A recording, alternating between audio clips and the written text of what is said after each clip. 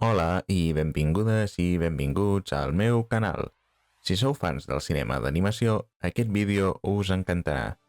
Avui ens endinsem en l'univers de Pixar, l'estudi que ha redefinit l'animació digital amb històries plenes d'emoció, humor i creativitat. Pixar no és només animació per ordinador, és innovació narrativa. Steve Jobs en va ser el fundador visionari i més tard es va fusionar amb Disney per seguir creant màgia. Però per què m'agrada més Pixar que Disney? Perquè quan era petit el seu estil 100% digital em fascinava. Així, avui us porto el meu top 10 de pel·lícules de Pixar Animation Studios. Recordeu que només és la meva opinió. Us animo a compartir el vostre rànquing als comentaris. Per tant, comencem amb el vídeo. I en el número 10 comencem amb Coco. Quan es va estrenar, he de confessar que era molt reticent a anar-la a veure. No m'atreia una pel·lícula inspirada en la cultura mexicana. Temia que estigués plena d'estereotips racials i a més no tenia gaire interès en una història ambientada a Mèxic. Però quan finalment la vaig veure va ser tota una sorpresa i es va convertir en una de les meves preferides de Pixar. La fotografia, les cançons i la història tan emocional em van captivar completament fins al punt de treure'm alguna llàgrima. És una pel·lícula que toca l'ànima. Tot i així, no la situo entre les primeres del meu rànquing perquè hi ha altres pel·lícules de Pixar que m'agraden encara més, però sens dubte mereix ser el vídeo per la seva qualitat i el seu impacte emocional. En el número 9 tenim Toy Story 3. Si hi ha una pel·lícula que hauria d'haver estat el veritable comiat de l'univers Toy Story és aquesta. La idea que l'Andy es faci gran i decideixi que ja no vol jugar més amb les seves joguines és un punt clau que ja s'anava insinuant des de la segona pel·lícula i aquí arriba al seu clímax d'una manera molt emotiva. La pel·lícula té escenes molt interessants, com tota la trama dins de Sunnyside, on hi ha una escena en particular que sempre m'ha fascinat, però que per motius ètics prefereixo no entrar en detalls. També hi ha moments que no m'agraden tant, com al final. Personalment, si jo hagués estat l'Andy, no hauria donat les meves joguines, que són autèntics tresors per a mi, a una nena desconeguda. Ara bé, si hi ha una escena que tots recordem i que és impossible no esmentar, és el moment en què les joguines estan a punt de ser destruïdes. És una escena que ens va fer contenir la respiració i ens va emocionar profundament. En aquell moment tots pensaven que seria el final per a ells. Aquesta intensitat emocional és una de les raons per les quals Toy Story 3 ocupa un lloc en aquest rànquing. En el número 8 tenim Els Increïbles. Aquesta és una pel·lícula que vaig anar a veure al cinema l'any que es va estrenar i he de dir que em va fascinar completament. Les escenes d'acció, les explosions i els personatges van impactar molt en mi, especialment perquè era un tipus de narrativa i estil que ni Disney ni Pixar ens tenien acostumats a veure.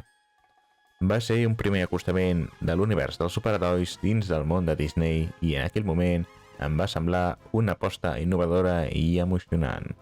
Però, malauradament, la continuació que va arribar 14 anys després no em va deixar el mateix sabor de boca. Tot i això, tornant a la primera pel·lícula, hi ha un element que fa destacar especialment: el dolent síndrome. Aquest personatge és, sense dubte, un dels antagonistes més memorables de Pixar, amb motivacions que van més enllà del típic dolent de manual. De fet, el podríem considerar el gran genocida de l'univers Pixar, i això li dona una dimensió molt més fosca i profunda que no esperàvem en una pel·lícula d'animació. En el número 7 tenim Toy Story. Aquesta és la pel·lícula que va fer gran a Pixar. Per a mi, és l'equivalent al que eren Aladdin, Pinocho i La Bella i la Bèstia amb Disney. Una pel·lícula que veia una vegada i una altra quan era petit. En aquest cas, bàsicament perquè era l'única pel·lícula de Pixar que tenia en cinta de vídeo. Aquesta pel·lícula té una màgia especial. Va ser la primera feta completament amb animació per ordinador i això em va captivar des del primer moment.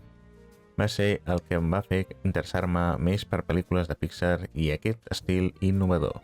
Tot i que la recordo amb molt d'afecte i sé que és un pilar fonamental per l'estudi, és cert que mirant-la en dia d'avui es nota que era la primera producció de Pixar. Això no li treu el mèrit, al contrari, mereix estar en aquest rànquing per ser la pel·lícula que ho va començar tot i va establir les bases per un futur brillant. En el número 6 tenim Toy Story 2. Per a mi, aquesta és la millor pel·lícula de l'univers Toy Story. Tot i que Toy Story 3 té més acció, Toy Story 2 destaca per oferir una aventura completament diferent de la primera. Aquesta segona entrega va saber expandir l'univers de manera brillant, introduint-nos dos dels personatges més memorables de la franquícia, Jessie i Perdigo. A més, compta amb escenes que s'han convertit en mítiques per als fans, com la dels cons de trànsit, el moment en què arreglen a Woody o la trepidant escena final a l'aeroport. Cadascuna d'aquestes seqüències aporta emoció, humor i creativitat, consolidant-la com una de les pel·lícules més complexes de Pixar. És per tot això que Toy Story 2 és la meva preferida de la saga i mereix ocupar aquesta posició en el rànquing. I ja estem a la meitat del vídeo. Esteu d'acord amb el que portem fins ara? I quines són les vostres 5 pel·lícules preferides de Pixar? Escriu-ho als comentaris i continuem amb el número 5. Tenim Bichos. Aquesta pel·lícula, com em va passar amb Dumbo, va arribar a mi a través d'una cinta de televisió gravada 2 vegades, una pel meu pare i una altra per la meva àvia. Des del primer moment em va captivar perquè era molt diferent del que havia vist fins aleshores. No havia trobat mai una pel·lícula que fes que els insectes tan agradables a la vista i alhora tan fascinants. Recordo que m'agradava molt més que Ants, que també vaig conèixer a través d'una cinta gravada, tot i que no sé si abans o després de Bichos. Però mentre que Ants em semblava avorrida i crec que mai vaig arribar al final, l'únic que recordo és la famosa escena de la sabata gegant. Bichos la vaig veure moltes vegades i encara avui la gaudeixo molt. El que em fa gràcia és que, tot i ser una pel·lícula produïda als Estats Units amb una clara orientació capitalista, es converteix en una gran al·legoria al comunisme. Curiós, no? Aquesta ironia, juntament amb la seva originalitat i el seu encant, fa que Bichos ocupi un lloc especial en aquest rànquing. En el número 4 tenim Buscando a Nemo. Aquesta és la pel·lícula que va tenir un impacte tan profund en mi que em va fer plantejar el meu somni frustrat de ser biòleg marí. Des del moment en què la vaig veure al cinema, vaig quedar completament fascinat. Cada escena, cada detall em va captivar, però especialment 2 escenes que, per motius personals, prefereixo no descriure. Abans de Buscant a Nemo, els meus referents marins eren molt limitats, com l'escena final del mar de Pinocho. Aquesta pel·lícula no només va ampliar la meva fascinació pel fons marí, sinó que em va despertar les ganes de viure a Austràlia, concretament a Sydney. També va encendre una passió per l'aquariologia i per l'exploració de la vida submarina. A més, em vaig sentir molt identificat amb el personatge de Nemo que, com ell, jo també tinc una extremitat que no funciona del tot bé i aquesta connexió emocional va fer que la pel·lícula em toqués el cor d'una manera especial. Per tot això, Buscant a Nemo no només és una de les millors pel·lícules de Pixar per mi, sinó també una de les més influents en la meva vida. En el número 3 tenim Wall-E. Aquesta és la pel·lícula que em va fer dir, ara sí, Pixar no pot anar més amunt. Literalment. Wall-E em va captivar des del primer moment. És una obra que no tenia res a veure amb el que havíem vist fins aleshores, ni a Pixar ni a Disney. Amb una narrativa innovadora, molt centrada en la imatge i amb pocs diàlegs, aconsegueix explicar una història profunda i plena d'emoció. Si voleu saber-ne més, en el meu altre canal ja tinc publicada una crítica completa sobre aquesta pel·lícula i allà comento amb més detall tot el que penso sobre aquesta obra mestra. Tot i així, vull remarcar que Wall-E no només és una fita a nivell tècnic i artístic, sinó que també transmet un missatge de fons poderós sobre la sostenibilitat i la humanitat. És per això que aquesta pel·lícula mereix estar en aquest rànquing, com una de les grans joies de Pixar i un exemple brillant del que pot aconseguir el cinema d'animació. En el número 2 tenim Ratatouille. Aquesta és una altra pel·lícula que em va fascinar des del primer moment. Tot i que la història no té grans moments d'acció, el que la fa especial són els petits detalls.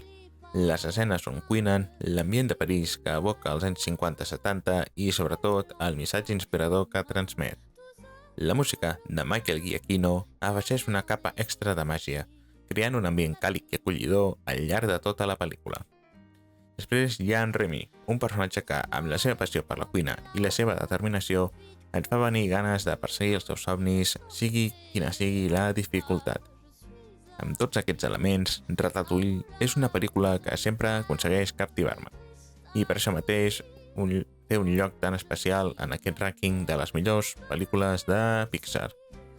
I finalment, en el número 1 tenim Monstres S.A.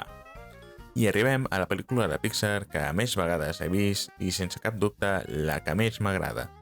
La idea que els monstres que viuen dins dels armaris tinguin una societat pròpia, semblant a la nostra, i que necessitin els crits dels nens per obtenir energia em sembla absolutament fascinant. És una premissa tan original que va captivar-me des del primer moment.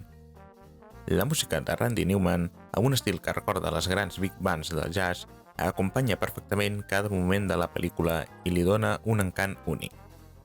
Però el que em va contestar del tot van ser els dissenys dels personatges principals, Mike i Sully, i la bonica relació paterno-filial que desenvolupen amb la Boo. Aquesta connexió emocional és la que per mi eleva Monstres S.A. al màxim nivell. És per tot això que considero aquesta pel·lícula no només una de les millors de Pixar, sinó també la meva preferida. Una obra mestra que sempre tindrà un lloc especial al meu cor. I això és tot per avui. Quines han sigut les vostres 10 pel·lícules preferides de Pixar o les vostres 20 preferides? He de tornar a repetir que això ha sigut la meva opinió personal i que potser tu penses diferent. Però, si és així, no oblidis a posar a la caixeta de comentaris la teva opinió, les pel·lícules que per tu han marcat un abans i un després a la història de Pixar i quines són les teves preferides. Esteu atents perquè, aprofitant aquestes noves seccions que estic fent sobre pel·lícules, tindreu novetats ben aviat. Potser ja no és tant de Disney o de Pixar, sinó que em centraré potser en altres estudis. O qui sap, potser torno a parlar d'algun tema de Disney o de Pixar. Bé, el cas és que m'ha agradat molt fer aquest vídeo, subscriviu-vos, doneu un like i ens veiem en el pròxim vídeo. Fins aviat!